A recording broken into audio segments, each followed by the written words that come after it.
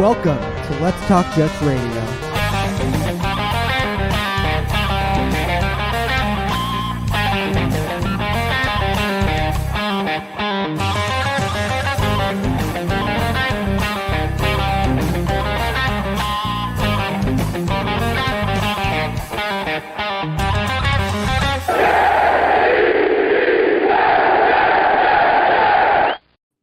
What's up, everybody? Tyson Roush, Let's Talk Jets, the fan series. I think this is episode 6, either 5 or 6, but regardless, Blade Albertson. What's up, man? How's it going, man? Well, first off, where are you living, man? Where are you from? I'm from Idaho, so the east side of Idaho Falls. Actually, a small town called Roberts, Idaho, but yeah. How the hell did you become a Jets fan in Idaho?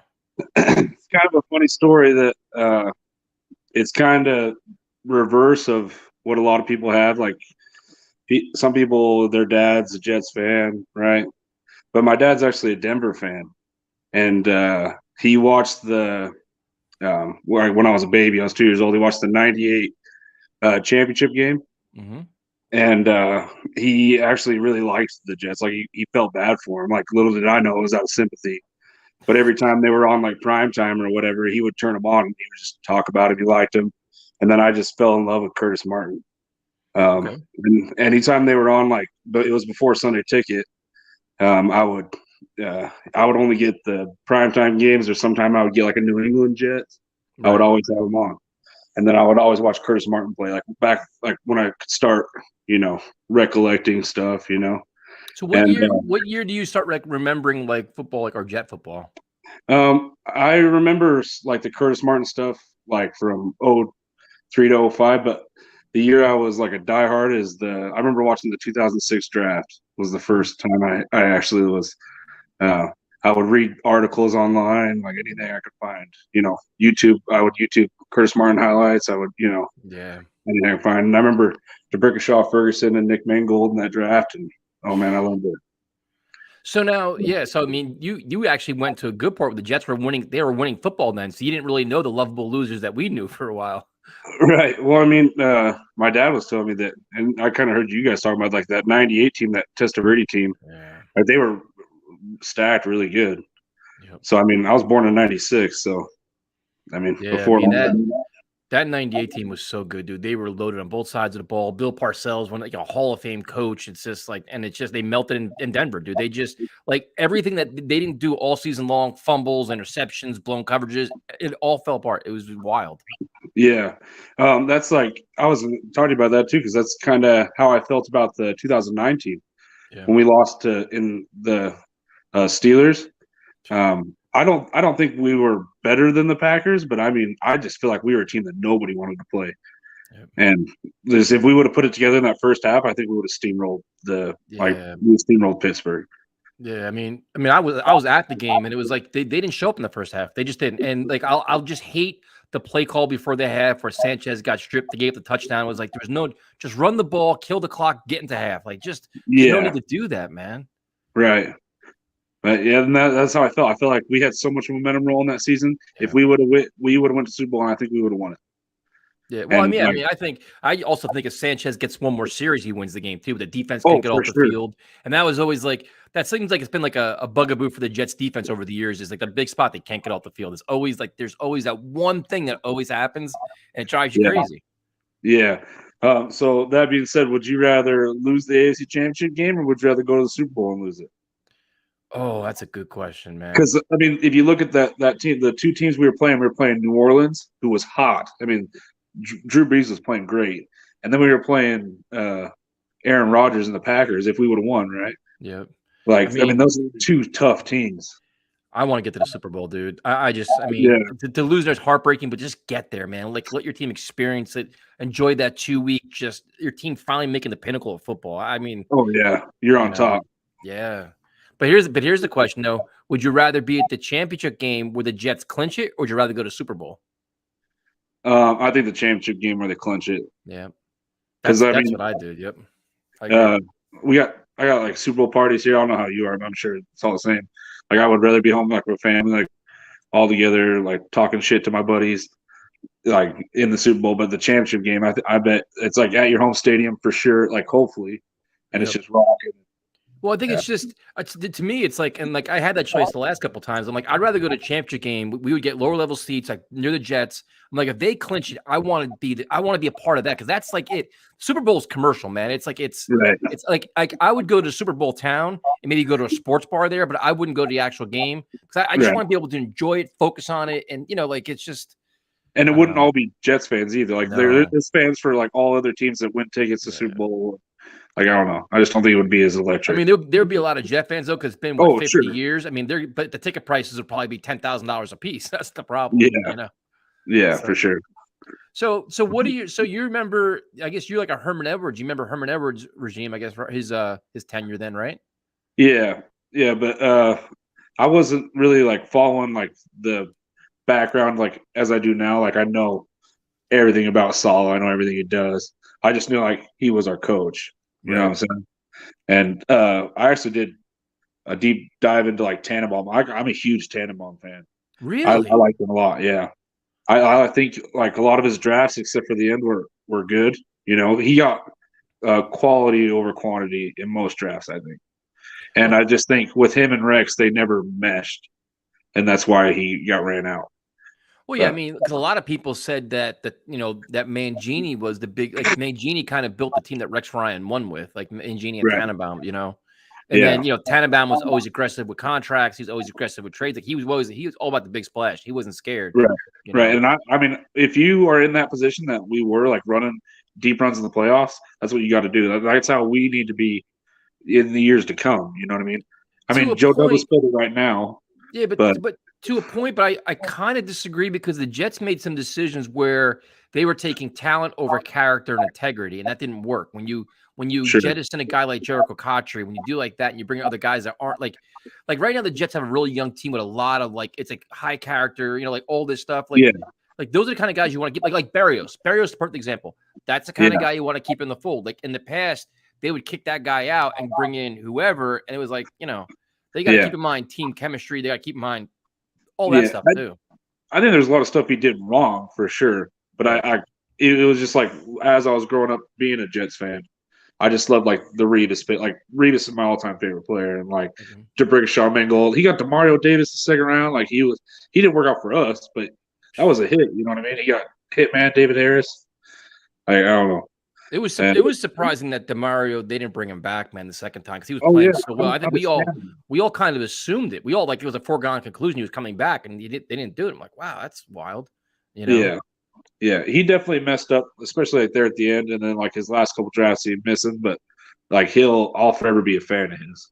If that makes sense. Like I don't regret it, but yeah, no, I mean Tannenbaum did a lot of really good things, man. And the other thing too is that he was also dealing with a time where Woody Johnson was also chasing headlines.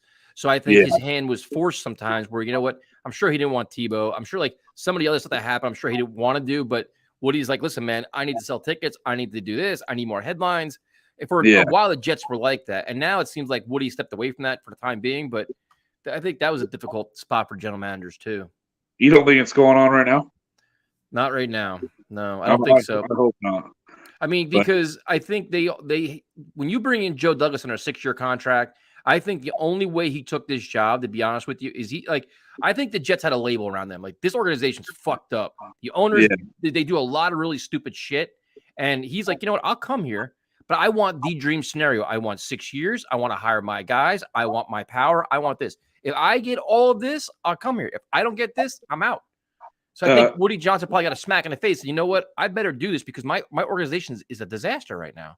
Yeah, I mean, I totally agree with that, but it wasn't him that signed that contract, right? It was Chris, right? Yep. Yeah. Chris, so I mean, but I think the Johnsons knew. Yeah. I was worried about he'd just come in and be like, "Okay, this is how you've been doing it. Like, it's my way now."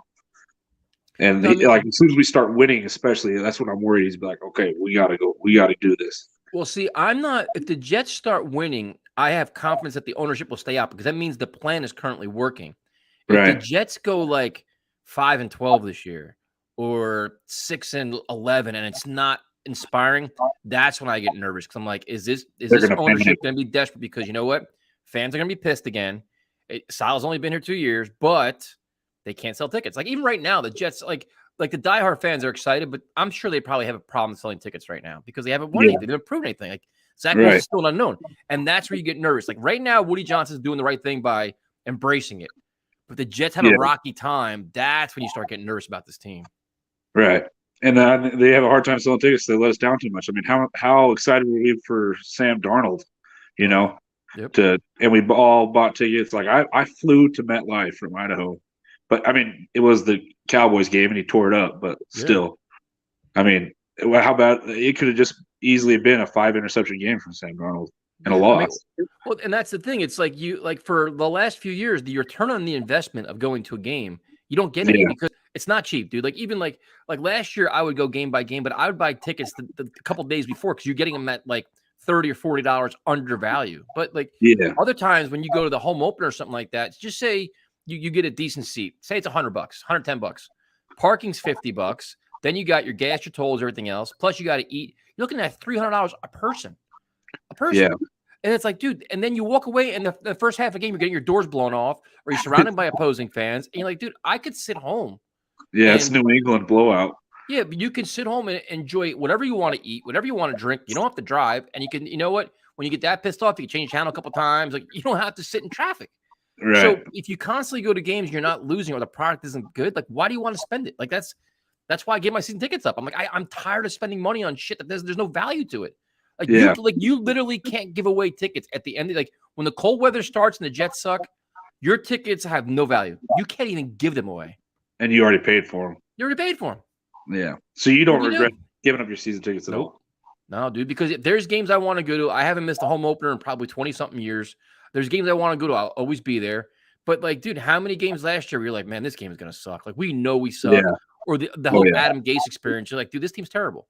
Yeah, like, or Zach Wilson's out, or Sam Darnold's out. Like we're gonna go watch fucking Luke Falk, whatever he was. Yeah, like at $100 a piece plus everything else. I'm like, dude, you know what? Like I'm sure when the Jets get good again, where they're a perennial contender, and they're like, you know what? I'm all in, dude. I'll buy that 5-game package. I'll buy it because you know. But other than that, man, I've spent thousands of dollars, and I got nothing to show for it because this team hasn't won anything. Yeah, for sure. You know, it's crazy. But but you know what? That's most professional sports now, to be honest with you. That's a lot of sports now. Like I'm a big UFC guy, dude. UFC tickets are insane, man. You're looking at if you want a decent seat, you're probably paying $350 a spot. You know, it's a lot of money. Right. So for sure. So then you're a big Tannenbaum guy. So what do you think about Joe Douglas so far? Oh, I love Joe Douglas because I hated Mike McCagnon. I did not like a single thing he did. As soon as they hired him, I went to reading on him, and I read he was an accountant first, and he never really grew up like liking football, but he just like fell in love with it later. That's what they said. And then the first free agency, he made just big splash signings, and I'm like, what are we doing here? Well, I mean, he was known to be a very good scout, man. He had a very good scouting background, and people thought like a very good personnel guy that would translate. Yeah, that's what they're hoping at least. Right, yeah. Just some about him rubbed me the wrong way about the whole thing. And like I just watched some press conferences and I didn't love it. And then Joe Douglas comes in, he doesn't spend the money and he's building through the draft. Like the first year it scared the shit out of me. Yep. But then like we went after Fan over Conklin. Like those moves scared me at the time, I'm gonna be honest. But you see like he's hitting on draft picks, he's trading up for Vera Tucker. They have a plan. Like they're taking all offensive players. Like it's just awesome to see. Yeah, I mean it's funny because his first year with him and Gase, you're like, dude, this draft isn't very good, right? Know? And it's like the free agency wasn't very good, and you're like, oh my god, I'm like, we had this guy for 5 more years, like holy shit. Yeah. But then his second once Gase leaves, thankfully, his draft last year, you're like, wow, like all right, you could kind of see his vision a little bit, and then if you give him credit, he went out and hired a coach that nobody thought he was going to hire, you know? Right. It wasn't his guy. Right, exactly. That all the media were saying. So was that worth it to go through? As soon as we hired Adam Gase, I knew we were bugged. Like I'm. Yep. Who did you want to hire? I wanted McCarthy or Rule at the time, or I actually really wanted the Campbell from Iowa State or Iowa Campbell. State. Yep. I can't remember his name or where he's from, but I really wanted him or McCarthy and then Rule my second, but I didn't even think. As soon as I heard Adam Gase, I'm like, oh no way, we'll do that. and then we hire him. But looking back at it now, it's worth it because without him, I don't think we would have got Joe Douglas. That's the thing. That if there is a blessing, there's like a blessing and a curse. The blessing is Adam Gase got us Joe Douglas. The curse is that he completely destroyed Sam Darnold. Right. Well, do you think Sam Darnold would have worked out anyway? Because he's always been a turnover machine since his UFC days. I think the Jets failed him a little bit, man. I think it's like coming to the Jets is a tough spot because it's a desperate franchise. And you look at the roster he was dealing with, dude. The roster was barren, man. Like he didn't have a lot to work with.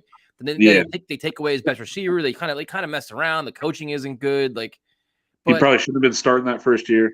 Or not right away. Not right away. I mean, and then he gets mono of all things. Really? It's like, mono. But I mean, I think he has a lot of talent. I think they did a lot of things to him. I think he lost confidence in himself. He lost confidence in his eyes. And now he's just like, it's sad to say, he's kind of like damaged goods. If you keep changing coordinators, you keep changing coaches, I mean, it's never. But he starts out hot at places like in Carolina.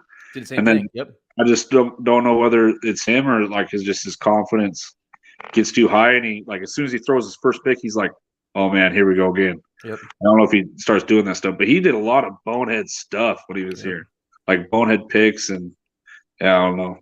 It's weird. I mean, like you wonder if you had him as a year two player with all the talent they have on this year's team.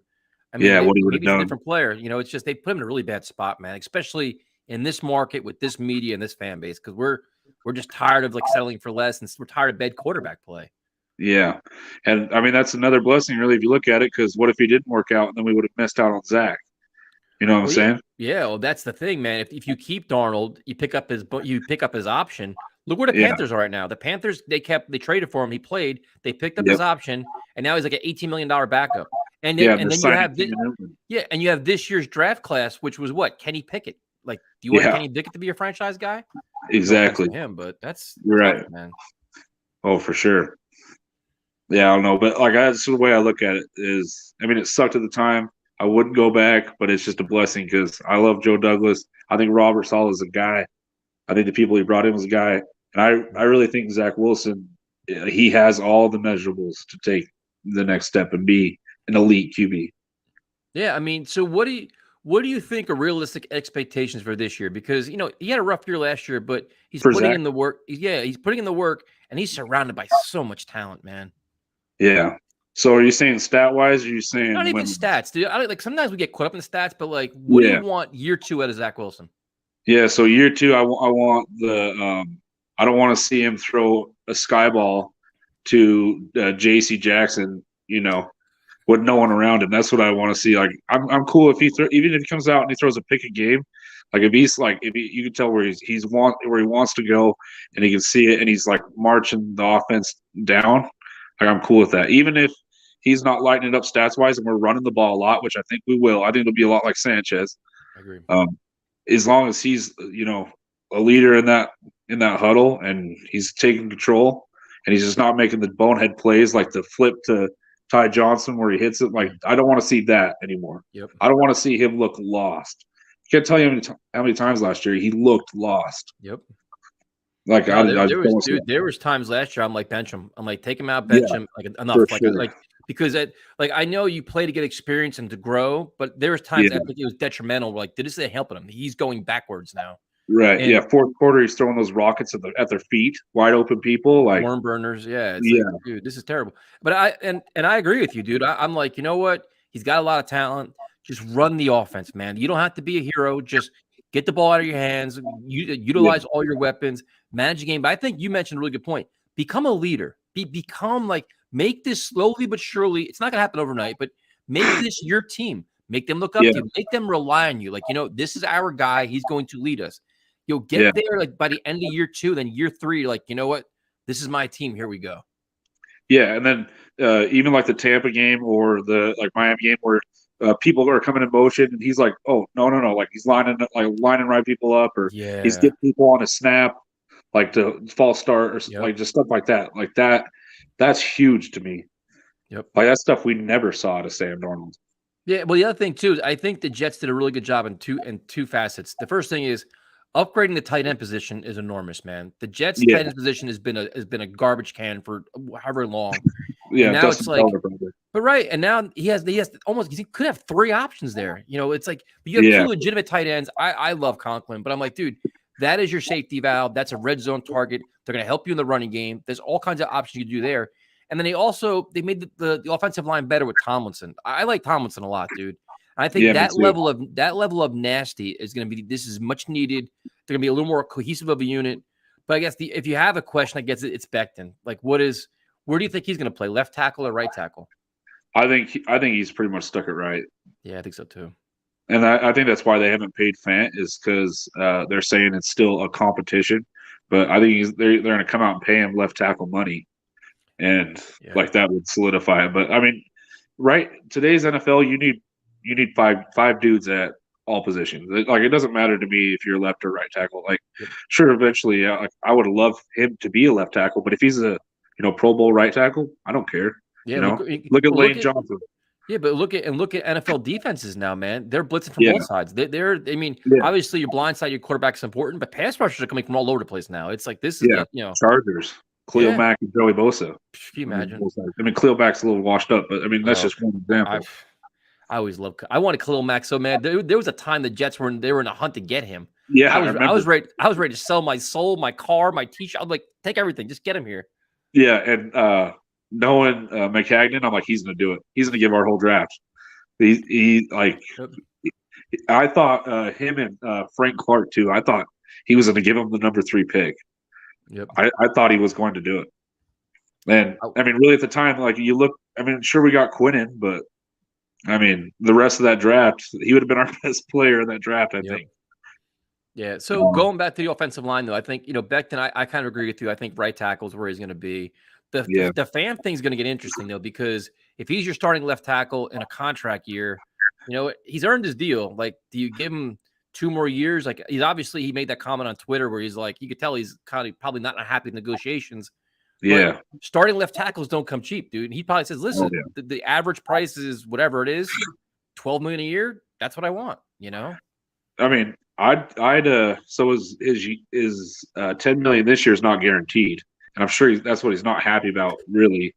Yep. And I would give him a 3-year, $35 million. I don't know, even 3-year, $38. I'm not like just average running in there. Yep. I mean, he played great last season. I thought he's a respected guy. He's a good guy. Like, he's a locker room guy. And you see, like, he's posting his workout, but he's like he's in phenomenal shape too. Yeah, and you can afford to take that swing right now. Yep, absolutely. Like with our cap, this is what you do. You keep him happy. I mean, it's not ideal that. I'm sure Joe Douglas, that's why he hasn't paid him, is because of the battle thing between him and right tackle, and he wants 1 more year, like, just to feel good about it. But I'm sure he'll do it before. I think something happens. Joe Douglas has been smart, man, because it's pretty much everybody's on a 2-year contract. Carl Lawson, Corey Davis, like, there's outs for everybody. So it's like, you know what? Yeah. If you give George Fant a 3-year deal, you can get out after 2.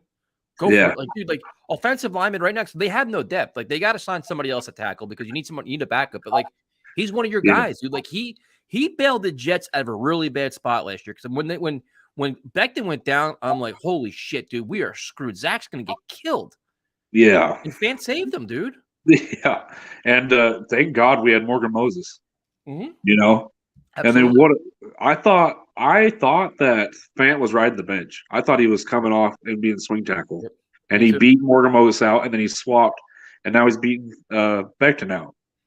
Yeah. So, it's been wild. So you go from, the offensive line is going to be better. The tight end group is a godsend now, man. It's great. But, like, also what's really nice, if you look at the offense, they have a lot of depth. Where you look at wide receiver, you look at running back, it's like you're not one injury away from being in deep trouble. Like, you have depth and legitimate talent now. Besides linebacker, probably. But on offense, though, offense, they're pretty solid. You could probably say offensive tackle, but, like, look at your skill positions, dude. Yeah, and that's the only thing. I think if we bring Riley Reif in, I think we're riding pretty good. Yep. And the one thing, like, I don't want to jinx this, but I'm going to say it. I don't want, if we have injuries, I think we're due that they're only going to miss 4 games. We're not going to lose people for seasons. I think if we're playing like good football, like if we're in games, I think people are going to fight. Like, okay, I got to work harder this week. I got to get back. Like, I think there was 3 games left in the season, and we're like, why the hell would I come back? Like, we're out of it anyway. Especially half of them are free agents. Yeah, you're like, yeah, I'll mail it in, get healthy, get my next contract. Yeah, but I mean that's the weirdest thing with the Jets is that they've changed their sports and science team. They changed nutrition. They changed all these different things, and they still are amongst the league leaders and league leaders in injuries. And I'm like, how the hell is this? Like, it's wild. But then you watch teams like the 49ers that have it. It's just it's crazy. But it seems like every time we lose them for the season. We get them like a game or 2 in, like Lamarcus Joyner or Carl Lawson. We lose them for the whole year. We don't lose them for 6 weeks. That Carl Lawson one broke my heart, man. I'm a Carl Lawson fan, dude. And we were watching him at practice. I'm like, this is probably one of the best players I've ever seen play on defense in my, like, me personally with my own eyes. I'm like, this guy is amazing. I'm like, finally the Jets have their guy. And he gets hurt in preseason. I'm like, you gotta be like during training camp. I'm like, what? Like that was like when people say, what is it like being a Jets fan? That to me is the epitome of it. It's like you finally get this marquee free agent that you're so excited to see play. He's tearing it up. He doesn't even make it to week 1. That's life as a Jet fan, man. That's just they suck. Yeah. Or like they're good and they suck. Le'Veon Bell, they're good. Yeah. we get Le'Veon Bell when he's past his prime, Yeah.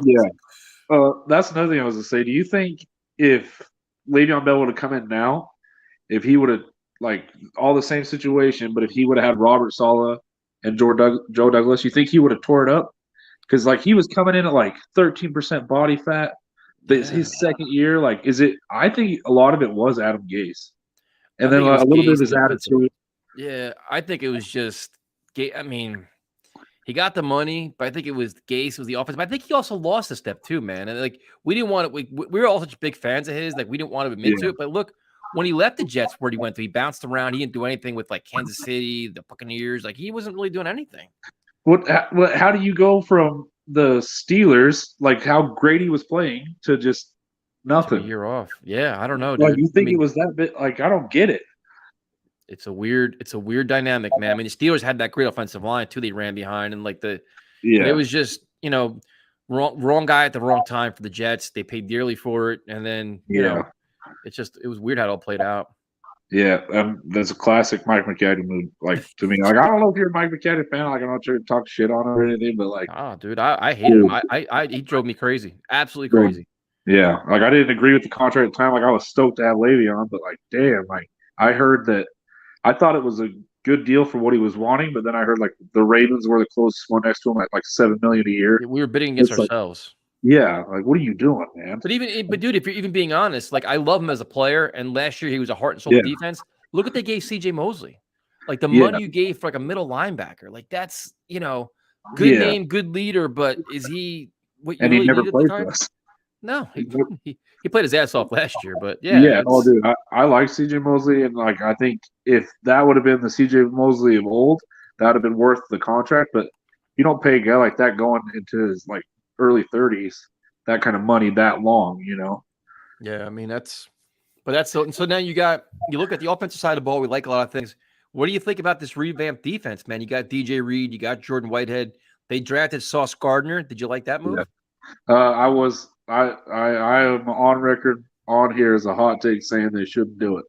My first time on here, but I mean I'm buying in. Like I didn't believe that's what they were going to do because I didn't believe they valued corner because that's what I was reading from everywhere. The Connor can't remember his name, Hughes and Rich Samini. Like I was reading all that they didn't value it, but if you look back, they had Richard Sherman. Like his defense has always had the lead corner. But I was not expecting it. But now who did you want there instead?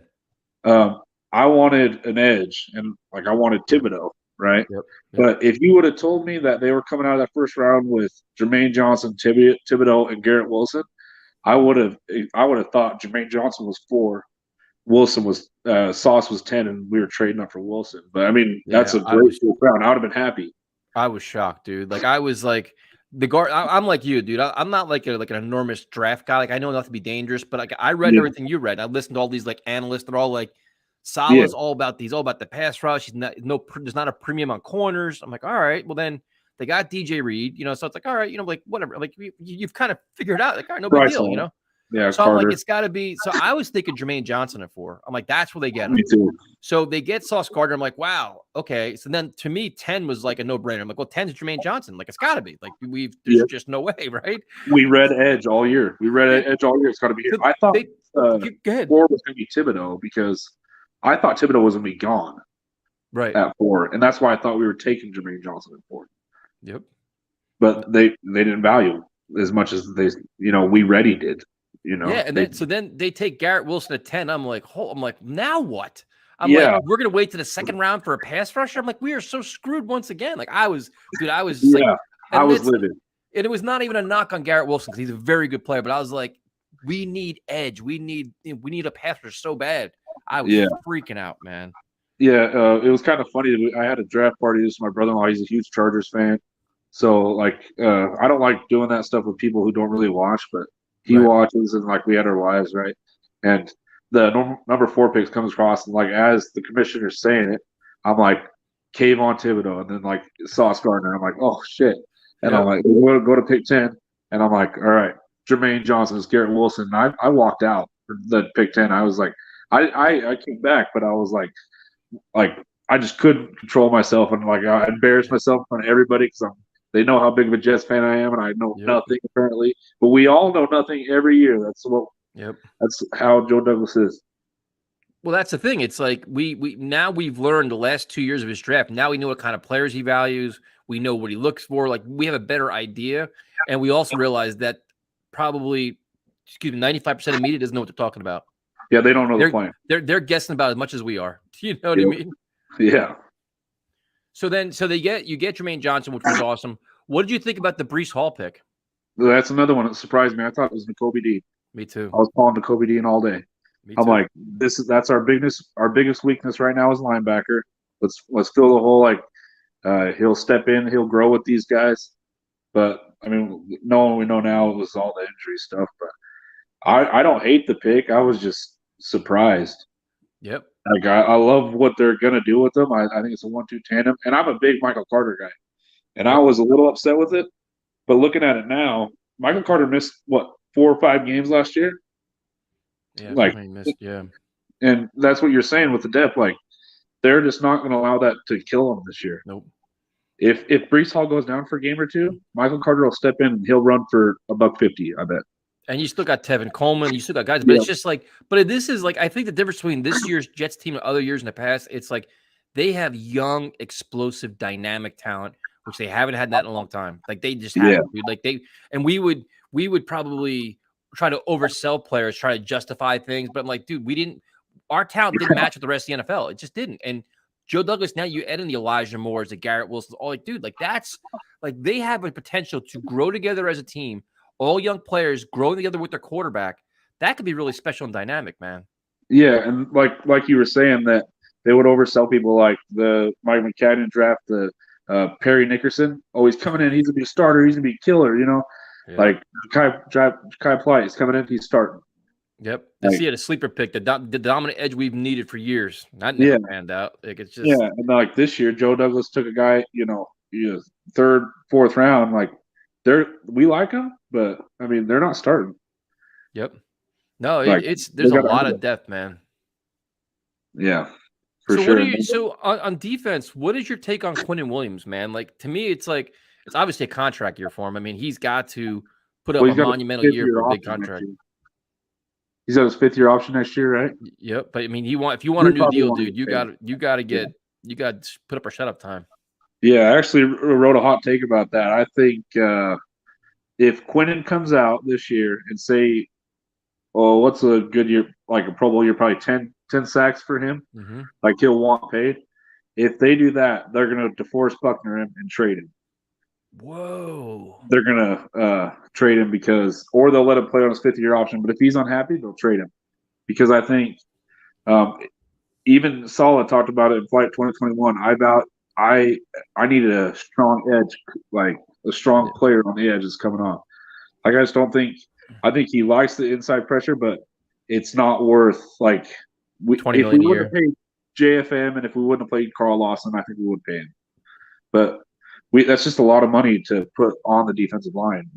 If he wants $20 million a year, I bet we trade him. Listen, I mean, right now he's an interesting player because he's talented, but he's not matching up to his draft pick and the expectations that were put upon him. Everybody wants Aaron Donald. He's not that. He shows flashes, but he puts up some numbers, but he's not, so is he a $20 million a year player? I'd say as of today, I don't think he is. But what if he got 10 sacks? That's what I'm saying. He has this year to prove it to him. Because if you think about it, it's funny. Everybody says we took away all Zach Wilson's excuses, which is true. Yeah. We took away all the Quinnen's excuses because, dude, we are now stockpiling pass rushers all around you. Plus, you have a secondary behind you. Now it's pin your ears back and make plays. John Franklin Myers will be next to you. You got Carl Lawson on the outside, Jermaine Johnson, Bryce Huff. All these guys, dude, just make plays. Yeah, and I mean, I don't want that to happen. I like Quinnen, and I want him to stay here. But if he wants $15 million a year, I think that's good value. Yep. If he comes out with another 6 to 8 sack year, that's good value. And I think he shows up on 4th and 1, in the Cincinnati game, he shows up in those moments, and I like that. But I'm not paying him 25 a year if he gets 10 sacks. I mean, if he has a 20 sack year, okay. I mean, he's got to be a disruptive force, man. When you're paying top end money, you got to get top end play where the opposing offense has to double team him, and he is just a beast. You know what I mean? You can't vanish. You can't do the. I think he's young, dude. He's young. He's explosive. He's learning. He's with the right coaching staff to maximize his potential in terms of Salah, but he's got to do it, man. He definitely has to do it. Yeah. So I think if he comes out, he wants $20 million a year, and they're like, "Well, you got 9 sacks, 10 sacks." I think they'll trade him for a first, just like DeForest Buckner. It could be. Yeah. No, nothing with this front office. Nothing would surprise me, dude. It's just they're all about maximizing their contracts and their salary cap space. So they'll see how they do with that. Now, what is your expectations for the defense this year? Because last year they were terrible, but now we talked about you added Gardner, you added Jermaine Johnson. You have DJ Reed and Whitehead and all these guys. They should be a lot better, right? Yeah, I mean, well, the first 4 or 5 games last year, I thought they were playing pretty good. Mm-hmm. They would bail Zach Wilson out and get him the ball back. I just don't want to see later in this year, we're just getting run over. We're just we're getting screened to death. Terrible, man. Yeah, I just don't want to see him give up. As much as we love CJ Mosley, I just think he couldn't do it. His body couldn't give. He wasn't ready. I mean, talk about years off. He took 2 years off. Yeah, but I think, but to me, it was the defensive line was getting blown off the ball. They weren't doing anything. I'm not saying it's his fault, but he was trying to do 4 different things at one time because nobody's doing anything. Yeah, and then that's why he couldn't go a whole season doing that. Right. You're going to keep him on the field, over 50% of the game. You're not going to help him out at all, right. And you expect him to be a machine. And I think with this defense, all revamped and stuff, I'm not going to say I want top 10, top 15. If they take the step that our offense did last year, this year, I'd be happy. Top 20 defense. Yeah, I think we were 25th in offense last year. If they were there and they started off slow and towards the end they showed confidence and put it together. Right. You can tell if a defense is putting it together or not. Yeah. And that's what I want to see. I don't want to see him be giving up giving Damian Harris 60-yard runs and Jonathan Taylor taking off. I don't want to see that. Giving up 3rd and 21s. Yeah. Oh man, how many 3rd and 21s or 4th and 12s do you have that we, man? That's on you guys. I think that's I don't know if it's a coaching discipline or I think it's an effort thing to me. Yep. Yeah, me too. It's a lack of concentration. It's just effort. It's coaching. It's all kinds of shit. Now, if we think Zach Wilson, these guys are going to be better, the defense is going to be better. What's realistic expectations for the team as a whole? How many wins is fair this year for them? So I think the wins is gonna, as much as I don't want to put it on him, I think it's directly correlate with how well Zach Wilson plays. I agree. And so if he comes out and he has a Justin Herbert type year, then I think we're gonna make the playoffs. There's no stopping our team. I'd have a heart attack. Yeah, that's insane. And but if he comes out and he's just gonna take the step we think, he's just gonna control the game, he's gonna know the offense. I think, around 8 wins, 8, 7 wins, like even 9. Like I want to be in the hunt come November. Yep. That's expectations, I think. I don't care about wins and losses. Like you need to be in there, and you got to be competing in your division. Yep. If you give me, if we won 5 games, but we were a point away in every game, I'd take that. Like if we were like, I'm not hoping for that, but like if we were, I wouldn't be happy. We have a tough schedule this year. Yeah, dude, I don't care anymore. I'm tired of hearing about tough schedule. I'm tired. It's time to start turning the page and beating teams you're not supposed to beat, winning division games, taking advantage of opportunity, and playing good football. Like you just sometimes coaching can get you through a game. You can steal some games. Sometimes some players can take over a game. Carlos takes over a game. Zach Wilson does. Like let's start winning the games we usually lose. You know what I mean? Yeah. Well, sure. Like I don't want to. That back end of our schedule, we should go damn near undefeated. I think. With like teams like Chicago Lions, like those are games we have to win. You never know though, dude. Because like between injuries and there's always surprises every year. But I'm like, just start week 1. Like, don't. To me, it's like what I hate is like everybody assumes like, oh, Ravens, that's a loss. No, the Ravens shouldn't be a loss, dude. Like, let's give them our best effort, play physical. Like, why not? Like, let's stop mailing games in. Like, let's start winning some of these games. Yeah, like New England on the schedule. Like, you gotta be competitive.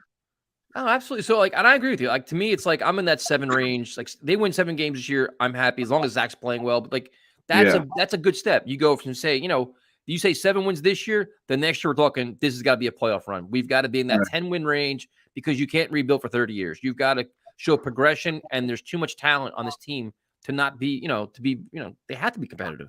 Yeah, and to your point that you're saying like you can't be afraid of teams. Like if we look at it that way, I think the next 5-6 years the AFC is going to be fucking stacked. It is. Like if we look at it that way, we'll just be forever be scared of Giants that we should. And that's why I'm glad that Joe Douglas tried to get Tyreek Hill. Like you've got to like the only way to win the NFL is talent, man. Like it's like you look at all these high flying teams, they have talent, they have depth, and then they're all well coached. But now the Jets are finally returning to that level where it's like, all right. You can line up Corey Davis, Garrett Wilson, Elijah Moore. Like we actually can match up with other teams. Say, okay, listen, we're going to give you our best effort, and it's not Manny, Mo, and Jack. It's actually fucking football players. You know what I mean? Yeah, I mean, other than the defense, I think like we're there. Like because I think safety. Like I still think Elijah Riley's going to play a handful of games. Like with injury, I think Hamza Nasruddin's going to come in. Like I mean, hopefully they take the next step, but. I mean, those aren't like great guys unless we sign like a Quan or like I don't know Quan Alexander, or a Tart at safety. Yep, well, he signed somewhere, didn't he? Oh, did he? I thought he did. I didn't see that. I just saw that Larry Ogunjobi signed, which I mean, it's not a big loss to me because our defensive line is totally stacked. I think. Yep. All right, so then you're talking 8 wins, 7 or 8 wins, 9 wins. I'm happy with that. So the big like so right now as a Jets fan, like your level of excitement going into the season, like you're pretty amped up, right? At least it seems like this is a team like the Flight 22 is a great series, but like it seemed like this is a team everybody's kind of like proud of and looking forward to watch playing for the first time. Right. Yeah. And even today, so Zach Wilson's a BYU guy, Utah, and there's like a lot of Mormons up here. Like they're everywhere, man. And I think if Zach Wilson takes off, I think there's going to be a lot of Jets fans in Idaho and Utah, but they saw my lanyard and they're like, "Oh, hey, you're a Jets fan." Like it's just weird for around here, right? Like, well, is that because of Zach Wilson? I'm like, "Oh no." And like, so what do you think this year? And I'm like, I'm finally to like, I'm going from we'll see to, I think we're gonna do some damage this year. So are you gonna try to? There's games in your area. Are you going to any games this year? Like any away games? Yeah, I think I'm gonna try to go to Denver. I was gonna go to Seattle with you guys, but. New Year's Day, that's rough, man. Like that's the worst time. Yeah, if that would have been like September, I would have went to Seattle. Yeah, for sure. That's like last spot. Yeah, like 2 years ago, I flew into New York to go to MetLife, and I don't know if I'll do that this year. Like maybe if there was a playoff game there, I would do it. But what'd you think? What'd you think about MetLife Stadium? I was the question I was asking. I didn't mind it. Like, I thought the traffic was crazy, but what do you guys hate about it? Wait, what other stadiums have you been to? I've been to Denver and I've been to the Charger Stadium. I thought the Charger Stadium was way worse than ours. The new Charger. That was not the new one. The old one, right? That was it. Qualcomm. What the hell was it called? I was at SoFi, not SoFi. I can't remember what it's called. I was at their newer stadium. Oh, really? You didn't like it? No, I didn't like it. Really? I think a lot of it was because of there's not a whole lot of like. It's gonna sound crazy. There's not a whole lot of Chargers fans there. Right. Like it's like kind of a away team. Like I just I just didn't like the feel of it. Like it was like nice and it's way better than like way nicer than MetLife. Yeah. But I just didn't love it. But I went to like Denver, that older stadium, and I love that way. That's my favorite stadium I've been in. I love it's how loud it is, and I love the feel of it. Like that's what I'm going off of, is like the feel of the stadium. Oh, I mean, like the Jets. If the Jets were in a big game, like there's been times where that MetLife would be rocking when it's like but it's like it has been like that. But in terms of just like the overall stadium experience, it's like, dude, like Lambeau's better, Dallas is better, Tampa's better, Baltimore's better. Like it's just you can't compete with these. It's so poorly constructed, man. Yeah, it's poorly constructed, man. So, like, what do you say about like it's poorly constructed? I think the acoustics are terrible. I think it's just the parking's a disaster. How they run it is terrible. It's just, and it looks like a toaster, man. Like you go into like you go to Dallas, the new Dallas Stadium. It is the most mind-blowing experience, dude, because there's so much going on. There's bright lights and screens and all this shit. And even the presentation of the team coming on the field, it's like you feel like you're at a friggin' event, man. It's like you have that. Lambeau has the history, but it's like the Jets, you're going into a gray stadium that you shared another team, and it's like they're more worried about pushing whatever little nonsense they're selling for the day. It's not authentic, man. Is that why? Do you think it's because we share it with the Giants? But I think it's just that they don't care. They're making money, man. And they know that no matter what, they're going to make their money. It's just. Yeah. So what do you remember any of the options that we had to like have our own stadium or anything like that? Yeah, the West Side they're supposed to do. Yeah, they're supposed to do that, but politics got involved. Yeah, a lot of political nonsense happened, but the Jets tried to. The fans were all about it, man, because the Jets are a Long Island team. They used to play at Shea. You know? So a good portion of their fan base isn't in New Jersey; it's in New York. Yeah, because where I live, like down the shore, like Central Jersey's pretty much all Giant fans. North Jersey's a lot of Giant fans. Then you go into New York, that's where your Jet fans start coming in. So that's So you don't think there's any chance that we go on our own, like within, like what's the opt out, like 2026 or something like that? I doubt it, man. I highly doubt it. Yeah. Why? They're making plenty of money there, dude. They don't have no reason to go. Yeah, shared stadium too, like half the cost. Building it, I'm sure, Yeah, they got their luxury boxes. They don't care, right? Yeah, and their PSL money, which is a complete crock of shit. Yeah. Well, now you're making me scared to go to different stadiums because, like, when I was there, Sam Darnold came back from injury and we beat Dallas. That stadium was rocking. Like it was. No, dude, go to. I loved it. Dude, MetLife is awesome, dude. Like I'm telling you, like the home opener this year, the place will be rocking. The fans are all fired up. It's good. Like in terms of like firemen, how the place doing the chants, stuff like that. It could be a really good environment when the Jets are good. In terms of the overall stadium experience, you take that or you go to like Dallas or like say Lambeau or Seattle or Kansas City or it's just not the same, dude. It's just a different. It's just MetLife. The problem with MetLife is they priced out all their diehard fans at the PSLs. The acoustics aren't as good. Traffic sucks. There's so many things that are bad about it. The fans don't want to go there. Yeah, and I heard a lot of like it'll be like the Chargers, where if you play like a Pittsburgh team or like New England, like they'll travel, dude, and they'll take over. Yeah, I mean, I've been to many games, but again, this is when their team is bad. I've been to many games with the Steelers that had to play with Steeler fans. 49er fans took over. Dolphin fans, even Zach Wilson's first game, the home opener. The second game of the season, I had a row of Patriot fans sitting in front of me. A freaking row of them, dude. Yeah. Like, how does this happen? It's Zach Wilson's first game as a pro, or first home game as it's just like, drive you crazy. Yeah, it sucks. So you said you have questions for me, man? Yeah, I do got some questions for you. Like, all right, like I said, I've been watching you guys for a long time, and I was just always just kind of scared to come on the show. I've been watching you guys since you guys were doing the call-in show or whatever it was, and then you would post it on YouTube, and I would listen to it the next day. And I was gonna come on like COVID 2020-ish. Yep. And I remember you tore this guy. I think his name was Anthony. A new one. Like I was in the queue, and I remember you yelling at him, and I'm like, no, like I gotta be more prepared. And you came out the next day, and you had an apology like to him. I can't remember his name, but like it terrified me. And then just I didn't know like that's how you guys are. Like it's like with Vinny too. Like you guys do that, like just bust his balls all the time, and Steve too. Yeah. Like I was just like too new, and like I was in it, and like it scared me. And then I was like, "Fuck it!" One day I'm coming on, and what do they think? They think, No, we fuck around a lot of times, but then like when the Jets were so bad, dude, and there was so much losing and nonsense, it's like, it was a tough time, man. No, don't be scared to come on, man. We talk to everybody. Yeah, well, like I know that now, but like I said, I don't think you realize how bad you ripped into this guy. Like he said he didn't watch the game or something, and it was like 10 minutes, and I'm like, holy shit, man. I feel bad.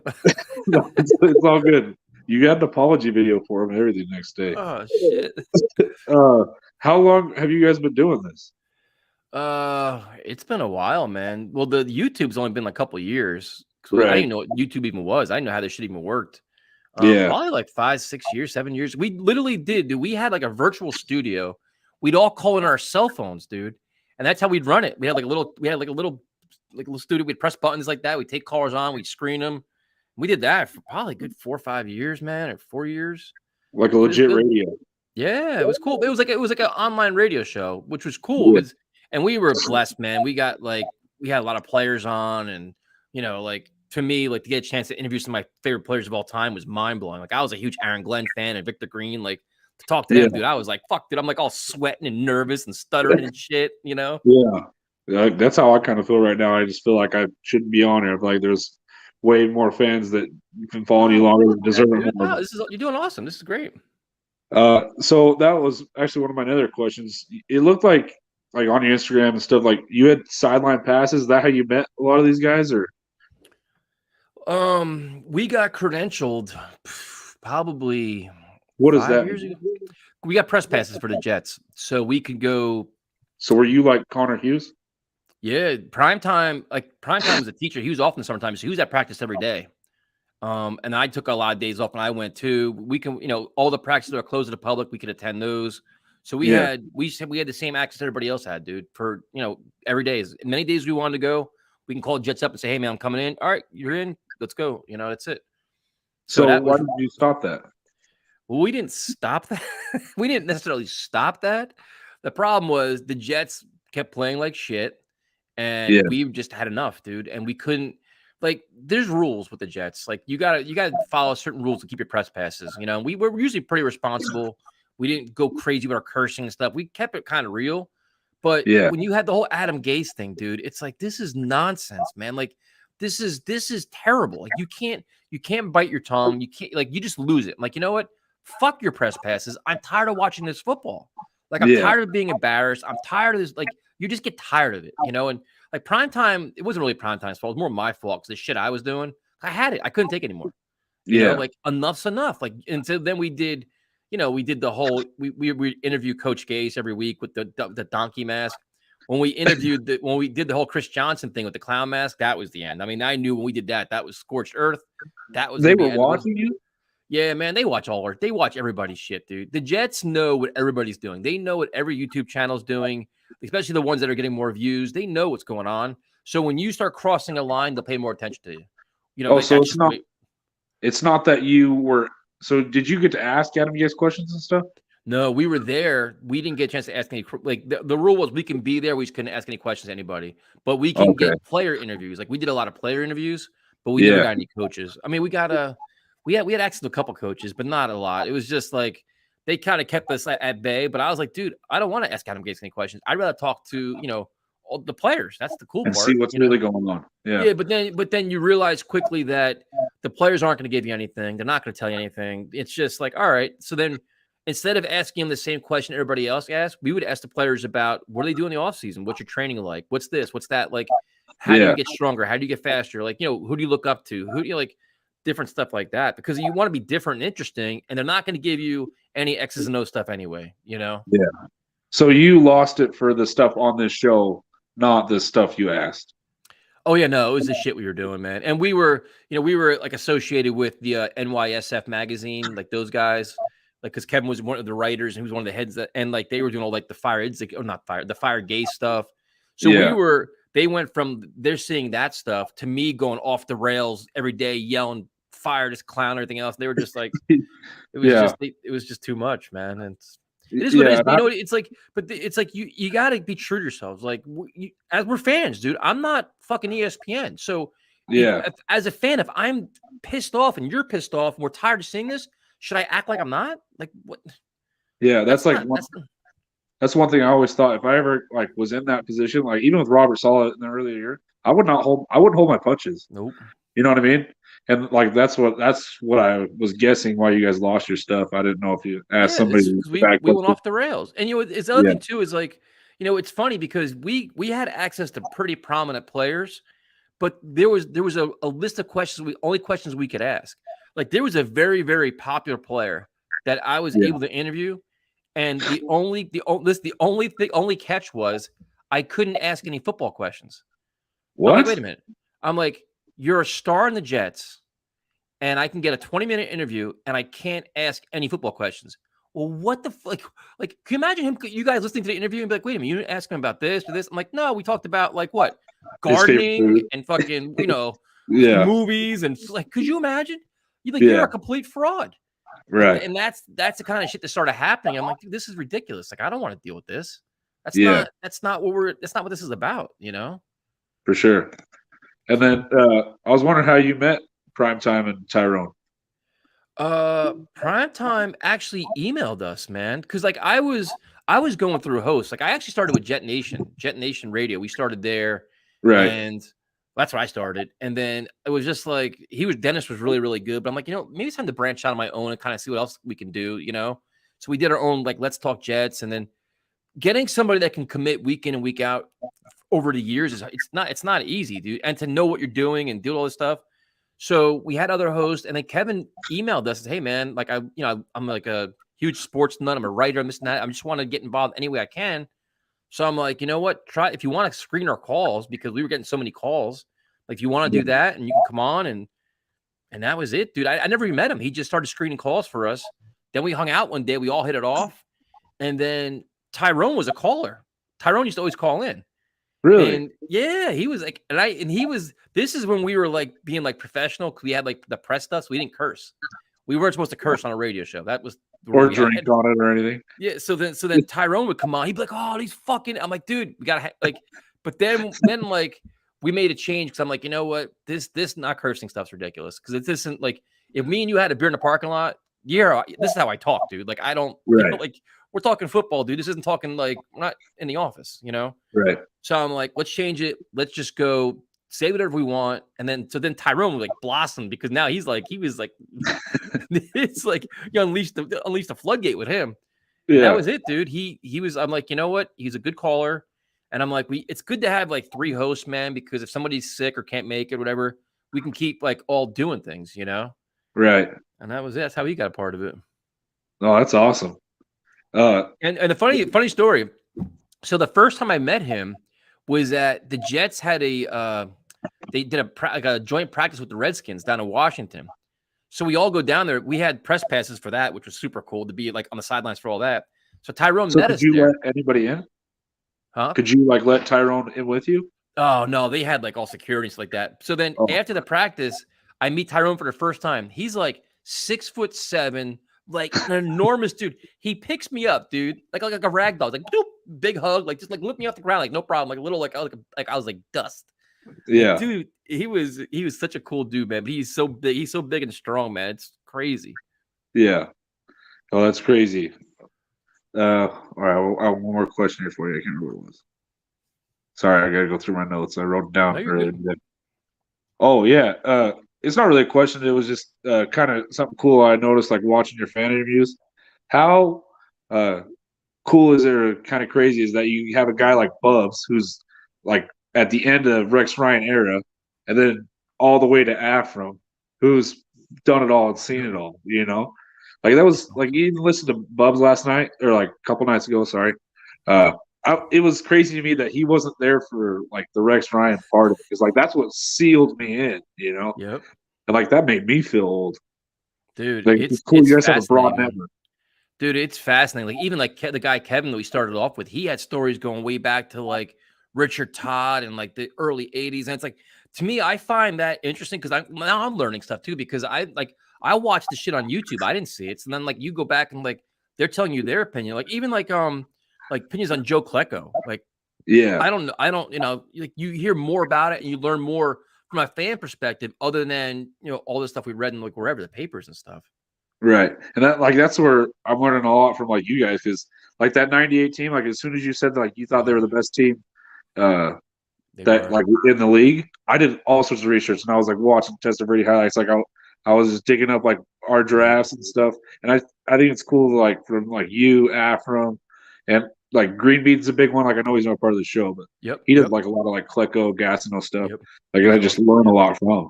And I think it's awesome that we're spreading the knowledge that way to like future Jets fans. They'll come in and they want to listen to Connor Hughes' bullshit. They can come watch it like you guys. Yeah, that's the thing. Like the really cool thing about the Jets is that their content creators all across YouTube are awesome, dude. Like those guys like Green Bean, Matt O'Leary, Jets Talk 24/7, like Ryan, Jets Media, everybody. And like the crazy thing is some of these guys are young, like Ian's young, they're young, like Jet Central, but dude, they're really knowledgeable. They know their shit. And so when you're getting content, it's from like a lot of times in media, they try to speak for the fans. They don't know what they're talking about, or they have an agenda. They have a narrative they want to push. Where fans, I don't give a shit about your narrative. I just want to win football games. Like that's all I care about. I don't care about how you do it. Just win. That's where you get a different insight from all these, all these YouTube channels, which is super cool. Yeah, and like to your point there, like I remember the Adam Gase year, the second year with Frank Gore.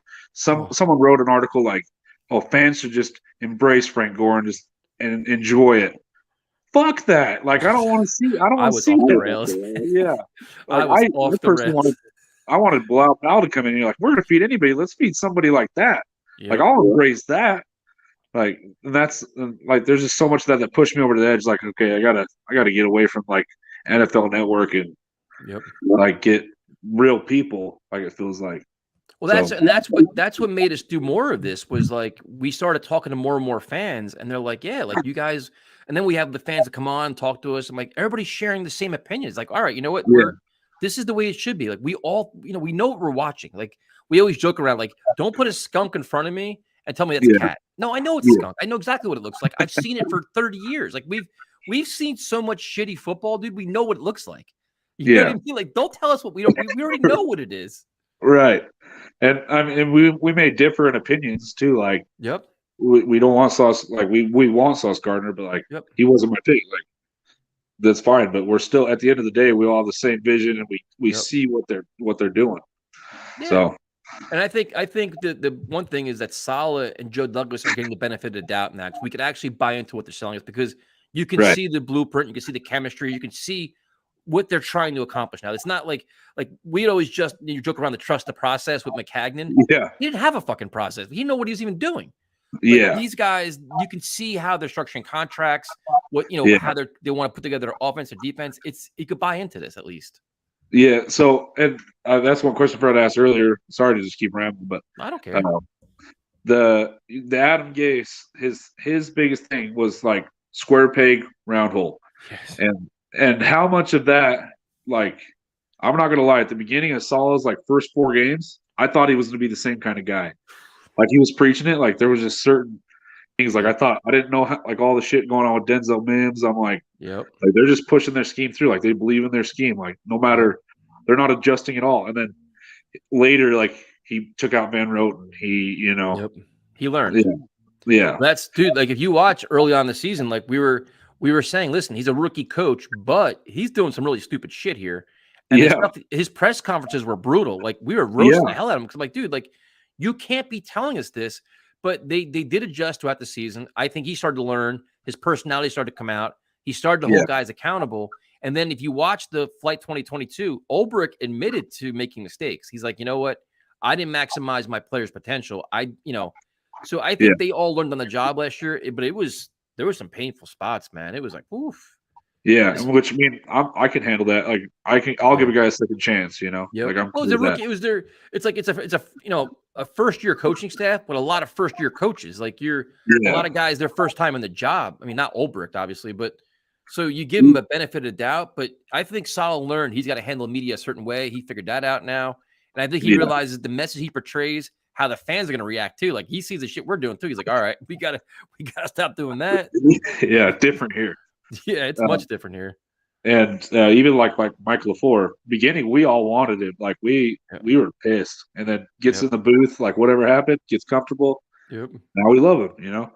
Yeah. Like you said, like you're saying. I remember I always hop on after the game. I hop on in between the game, and then I'll hop at the end to watch you guys watch the press conference. And I just remember like the first couple. It's like you guys almost like we're gunning for, like not gunning for him, but like we're just tearing him apart. And it's like it made me feel like worse about like the decision we made, But the thing is, it's like it's just like, dude, and this is what I mentioned earlier. It's like I'm an old fan, dude. So I've seen a lot of bad coaches. I've seen a lot of mistakes, and I know the things they say in the media. How like in that press conference, I know within minutes how it's gonna be portrayed all over social media because I've seen it. And the shit he was saying, I'm like, dude, you can't do this. Like, you can't talk about changing the culture and changing this, changing that, and then making excuses and justifying losing. That's not how you go about doing business, man. Yeah, and the same stupid mistakes. It seemed like week after week after week or whatever. And it's like he's like, well, it's like, oh, it's not the scheme. Okay, you just gave 180 yards rushing. It's not the scheme. Well, if it's not the scheme and it's not the players, then it's you. Who's it? Right? Yeah. Like it's got to be somebody, man. You know?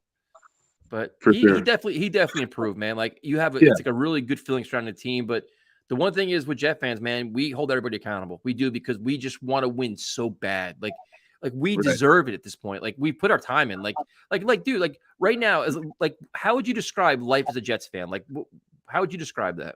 Well, it's kind of weird, but I feel like even though we're not to that pedigree, I feel like a Kansas City Chiefs fan. I feel like a cock of the walk, like a different strut. You know what I mean?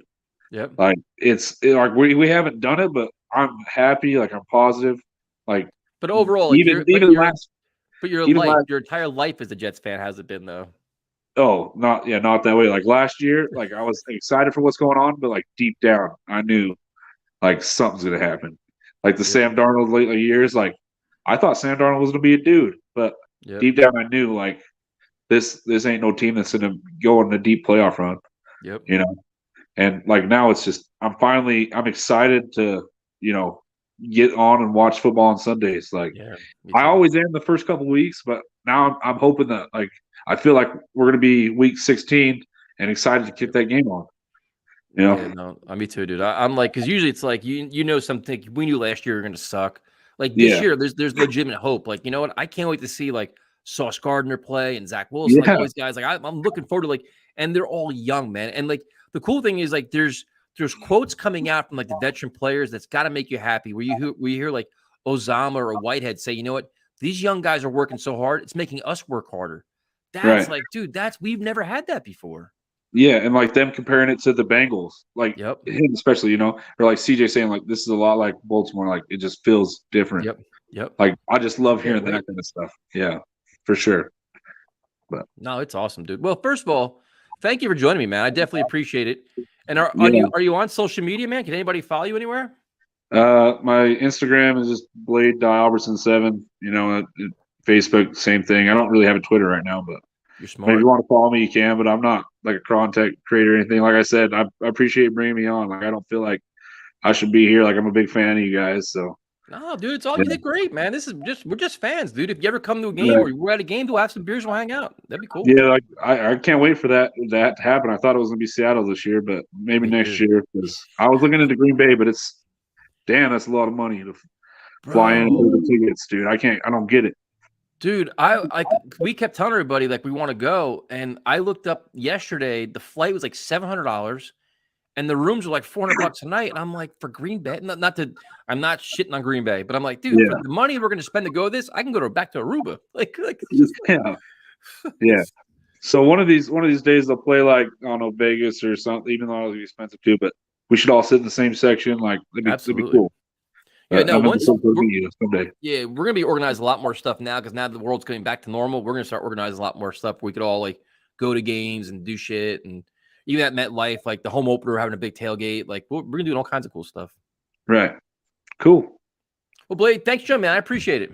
Yeah, I appreciate you having me on. But cool. Have a good night. Yeah, you too. All right.